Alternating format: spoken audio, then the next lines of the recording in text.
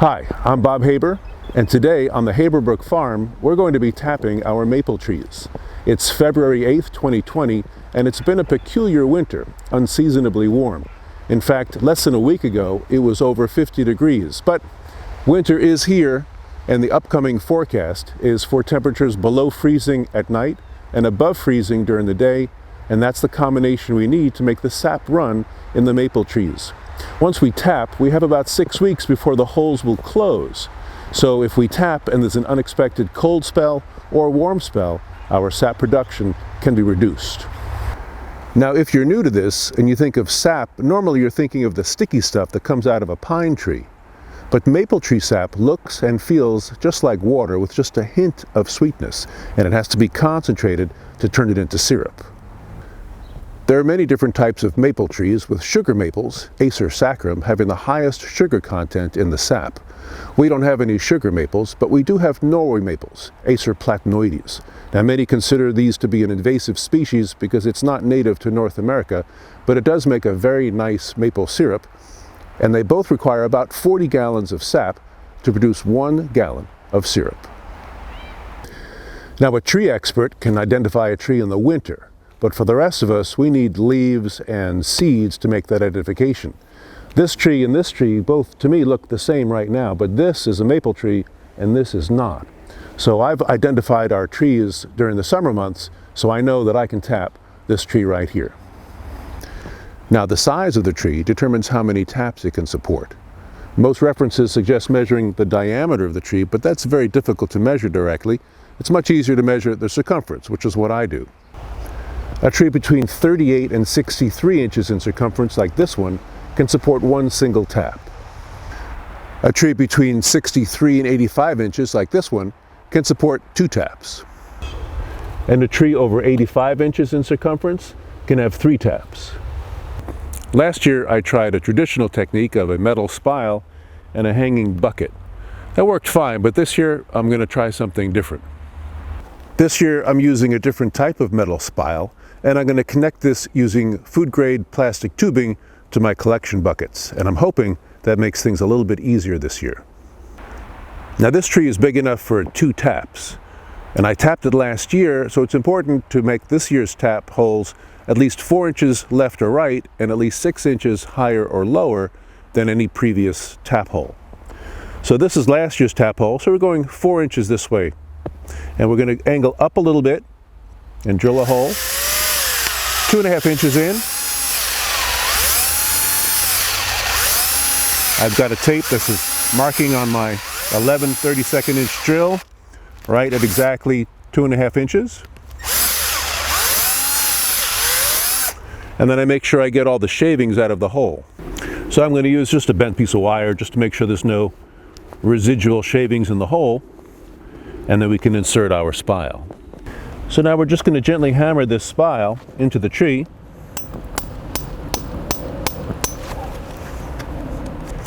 If it was a warm day, sap would start flowing pretty much immediately. But it's a chilly day, so I don't expect sap to start flowing until it warms up a little bit tomorrow. Next, I take my food-grade plastic tubing, and that just goes on the outside of the spile, just like that. This then is going to come down here to the collection bucket, which I've modified to accept this tubing. And we just attach it here as well. And this bucket is ready to collect sap. And we're going to do the same thing now for the second tap. And I'm on the south side of the tree, which is the warmest side of the tree because of sunlight, and that also helps the sap flow.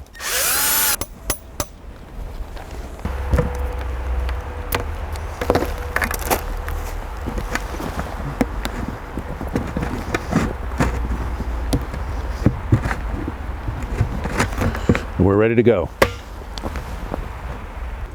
And my final step is I am a little concerned about the sap freezing in those plastic tubes and impeding the flow of sap. So I'm wrapping them with some insulation material to hopefully reduce that as a problem. Hopefully that'll work. So we tapped our trees a couple of weeks ago. Since then, the weather's been up and down in terms of coldness and warmth. We've gotten some good days and some bad, but I'm going to show you how we collect the sap from the trees. I have two spiles connected with plastic tubes running to my collection bucket.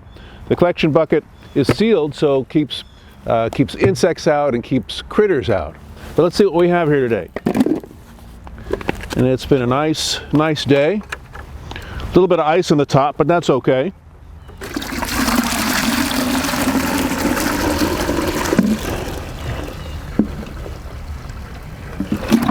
So that's good. A nice collection. We seal that back up again.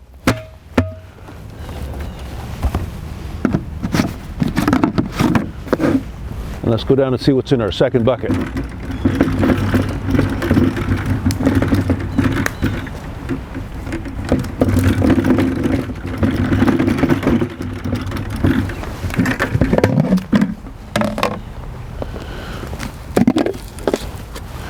Again, some nice collections.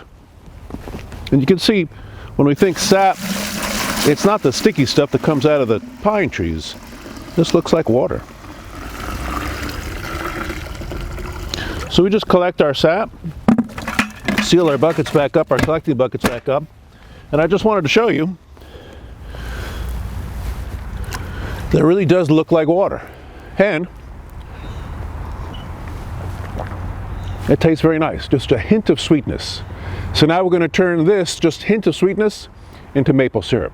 I'll show you how. Now, the traditional way of boiling down maple sap is with a wood-fired apparatus, and if you are making a big collection, that's the appropriate way to go. But that requires a lot of attention and a lot of wood, and I'm a backyard enthusiast, so I don't have all that. Last year I used propane in a small bucket, and that was very inefficient and expensive because propane is expensive. This year I bought a perfect little sugaring pan that just fits perfectly onto my Weber grill. And it's not for high volume. This will cook down maybe 2 gallons an hour, but it's perfect if your yield is going to be low. So we take our sap, we pour it into our sugaring pan,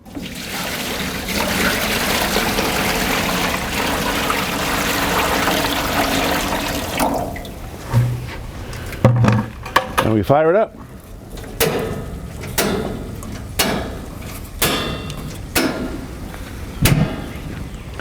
Now I'll also put a thermometer in here and I'll measure the temperature. Maple sap turns into syrup about approximately 7 degrees above the boiling point of water, which is about 219 degrees, or when it reaches a specific gravity. I'll boil it down to here to about 218 degrees, then I'll take it off and I'll finish it in the kitchen. And we'll show you what this looks like boiling in just a little bit. So here we have about 10 gallons of sap slowly boiling down. This is a natural gas grill, so the fuel is very inexpensive, and it's a very convenient way of concentrating the sap into syrup.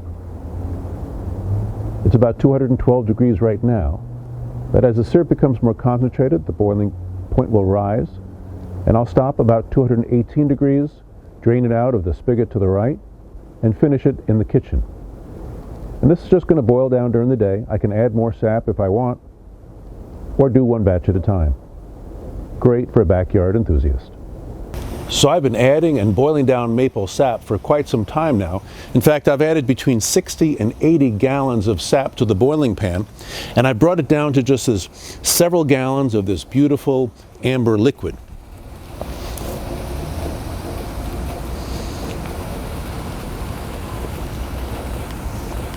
And it already tastes like maple syrup, just a little too thin. Now initially I was going to take this to 218 degrees, but I decided that's going to make it too easy to accidentally burn it on the grill. So instead I'm taking it to 214 degrees, then I'll cool it down, bring it into the kitchen, and finish it off there where I'll have a lot more control. All right, so we've cooled down the sap to be easier to work with, and now I'm going to drain it from the pan and filter it. I filter my sap 3 times. One before it goes into the sugaring pan for the first time, now when it goes between the sugaring pan and the kitchen, and the last time after it's been turned into syrup before bottling.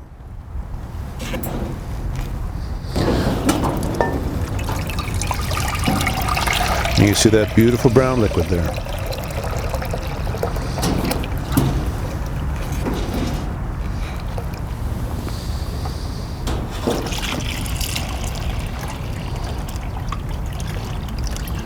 This just gets out any particles, sediment, anything we don't want to be concentrating in our next step.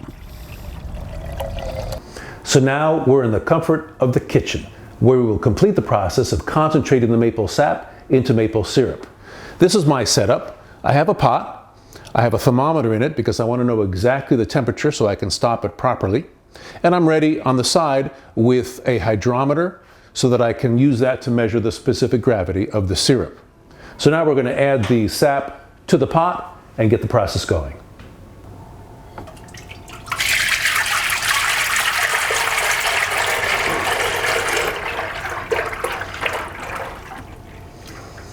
All right, we are ready to go. So we've got a nice boil going here. The sap is increasing in temperature and in viscosity. And we will stop at 219 degrees and check its density. So we're at 215 degrees right now. I don't expect it to be ready, but we're going to check the density of the syrup and see how close we are. So you pour some hot boiling sap into the container here.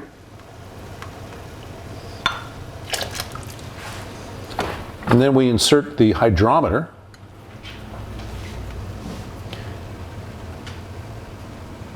And we see where it sits. Now the hydrometer should sit at least 59 on the brick scale, and you can see right now it's about 57. So that's too light to be called syrup. So we're going to let it cook down a little bit longer and try it again. All right, we're at 219 degrees. At that temperature, the sap often starts to foam, which is another indication that it may be ready. We're going to fill our hydrometer cup again.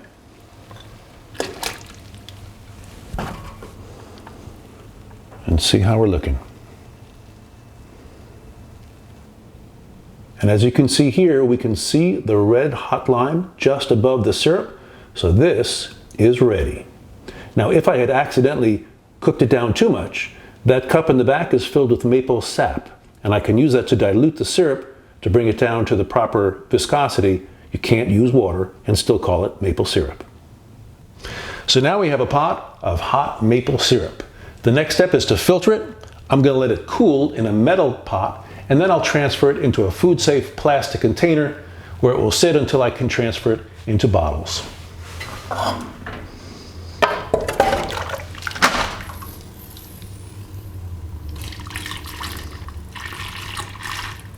And then we'll be able to enjoy wonderful, delicious maple syrup. And that is how we make maple syrup on the HaberBrook farm. So this was our yield this season. A little less per tap than I got last year, but I attribute that to the peculiar weather that we had. And you can see if you only have a few trees, you're not going to generate enough syrup to retire on, but you will have enough to enjoy and share with friends and family, and most importantly,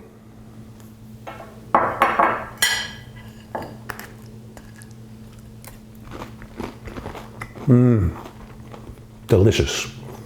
I'll see you next time.